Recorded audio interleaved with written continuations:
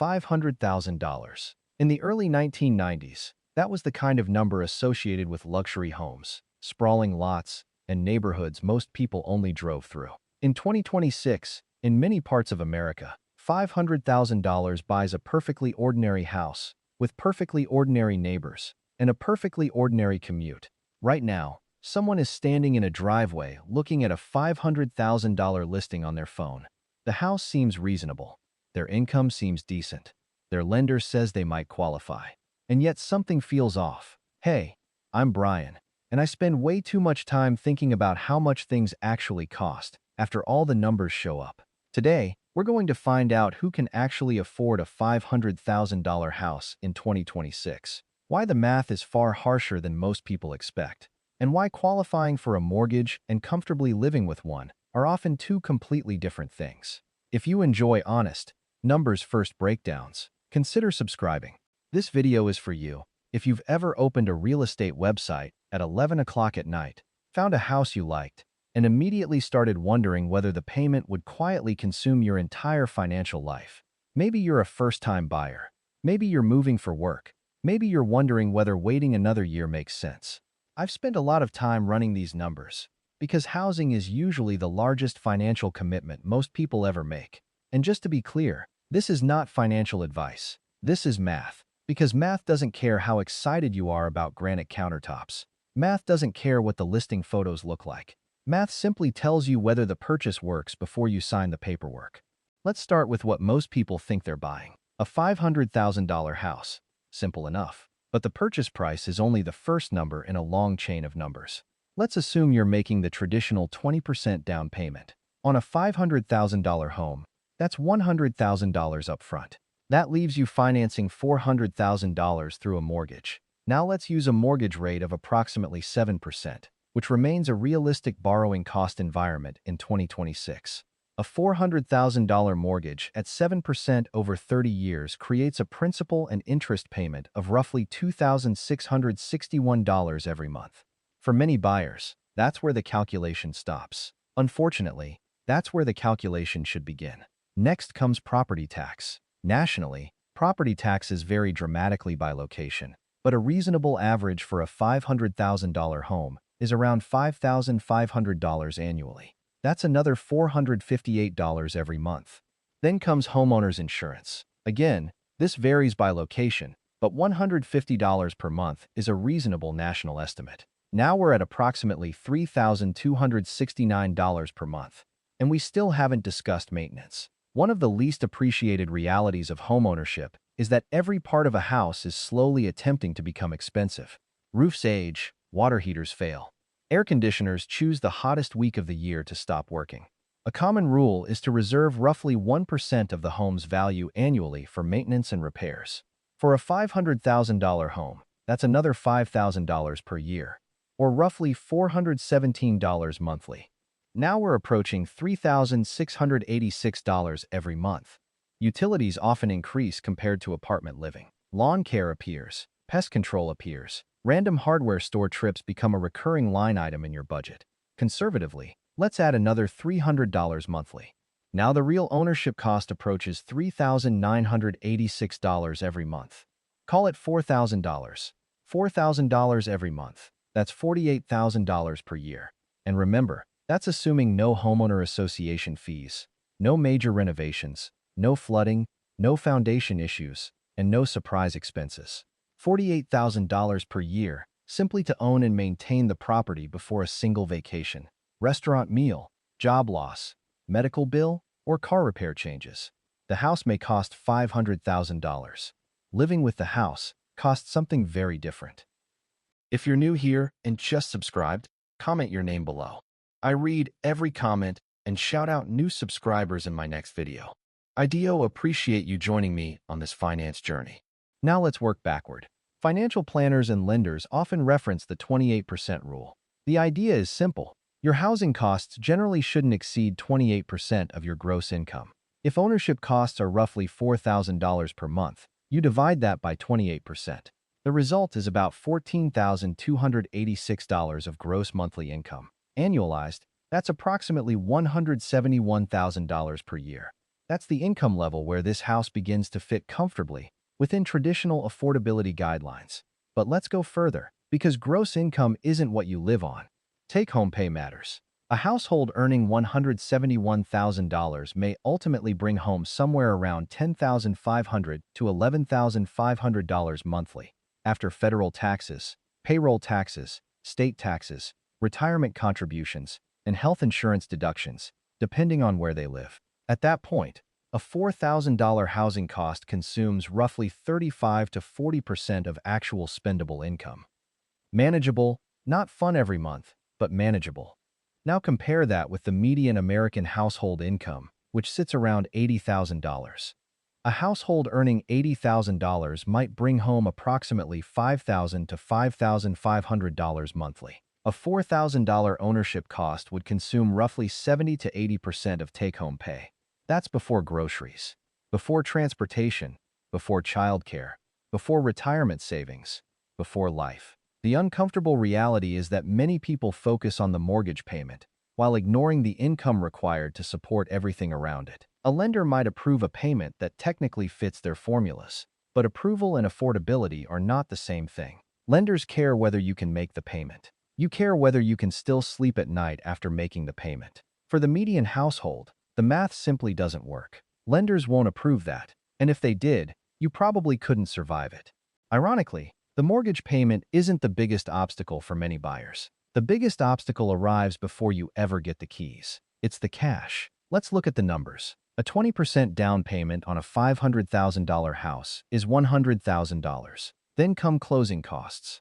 Depending on location and lender fees, you're often looking at another $10,000 to $15,000. Now you're somewhere between $110,000 and $115,000 before moving expenses, furniture, repairs, or an emergency fund. And here's where the math becomes brutal. The median personal savings rate in recent years has hovered around 4 to 5%.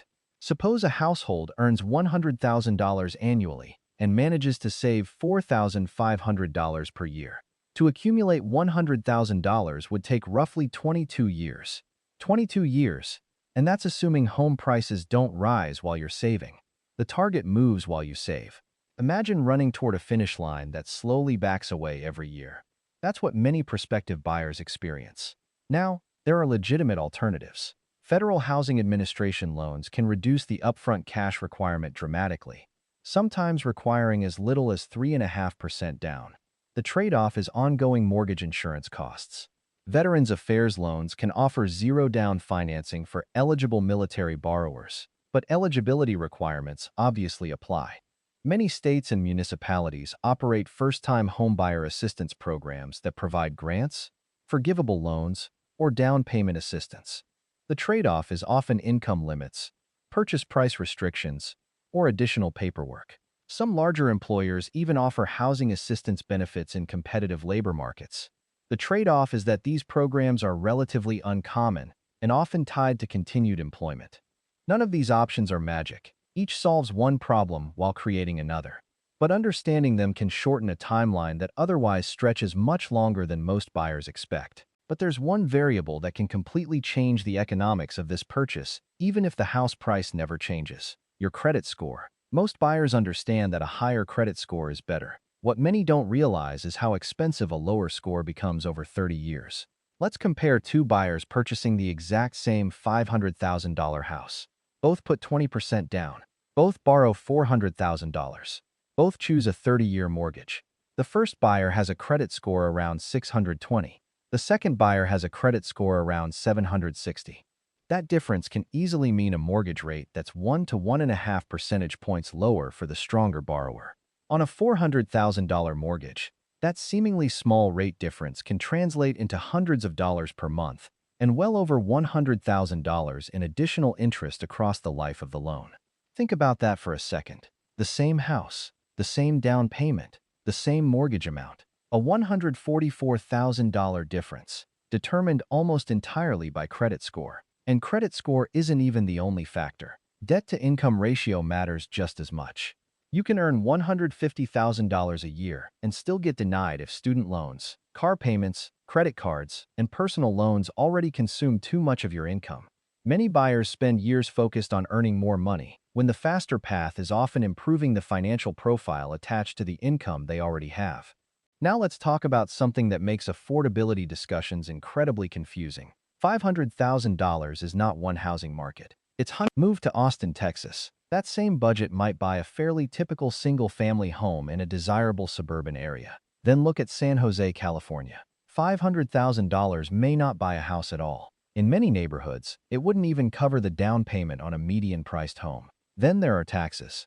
Hawaii has some of the lowest effective property tax rates in the country, often around 0.3%. New Jersey can exceed 2%. On a $500,000 property, that difference can mean thousands of dollars annually. Not because the house changed, because the zip code changed. The same thing applies to state income taxes, insurance costs, and utility expenses. This is why the smart buyers spend as much time analyzing the environment as they do analyzing the specific purchase. A house exists inside a financial ecosystem. Ignore the ecosystem, and the math can surprise you very quickly. So after all of this, who can actually afford a $500,000 house in 2026? Let's build the honest profile. Not the lender-approved profile, the comfortable profile. A household income of at least $130,000 to $170,000 annually. Existing monthly debt obligations below roughly $500. A credit score above 720.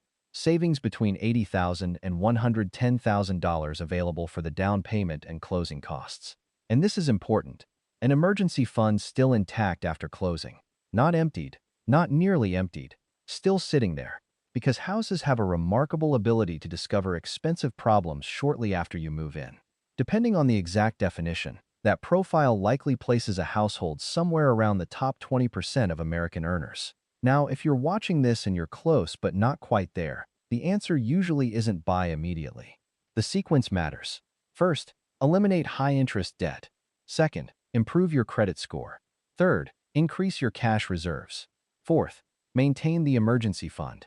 Then evaluate the house. Most financial mistakes happen because people reverse that order. They buy first and solve the rest later. The math tends to punish that approach. Let's imagine two buyers. Both want the exact same $500,000 house.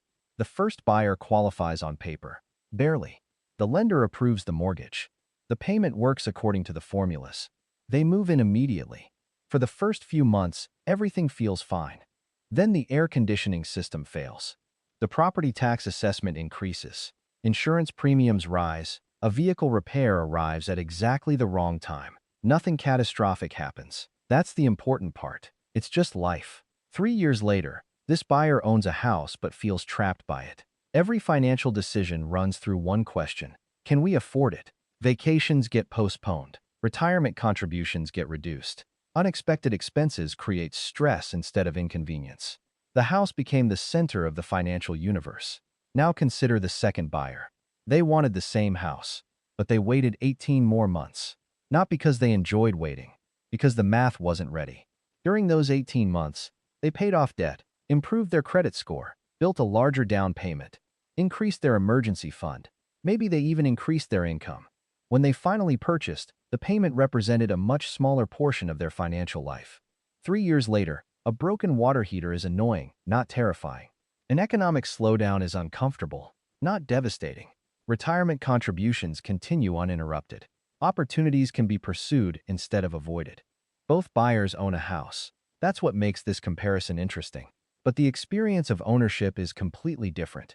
The house in that version is a foundation. In the other version, it's a ceiling. And that's really the point of this entire discussion. The math isn't designed to discourage you from buying a house. The math is designed to tell the truth before you sign 30 years of paperwork. The people who succeed with purchases like this aren't necessarily the highest earners. They aren't necessarily the luckiest. They're usually the people who walked into the decision knowing the full number. Not the listing price, the real number, the monthly number, the emergency fund number, the maintenance number, the opportunity cost number. They sequenced things correctly and signed with clear eyes. The people who struggle often do the opposite. They walk in with optimism, excitement, and an approval letter. Then they discover that affordability and qualification were never the same thing. If there's one takeaway from this video, it's this. A $500,000 house isn't expensive because it costs $500,000. It's expensive because of everything required to comfortably support it after you own it. Know your number before you commit to someone else's number. And if you enjoy calm, numbers-first breakdowns that help you make better financial decisions before they become expensive financial decisions, subscribe. Because the people with the strongest finances usually aren't the ones who knew the most secrets. They're the ones who understood the math first.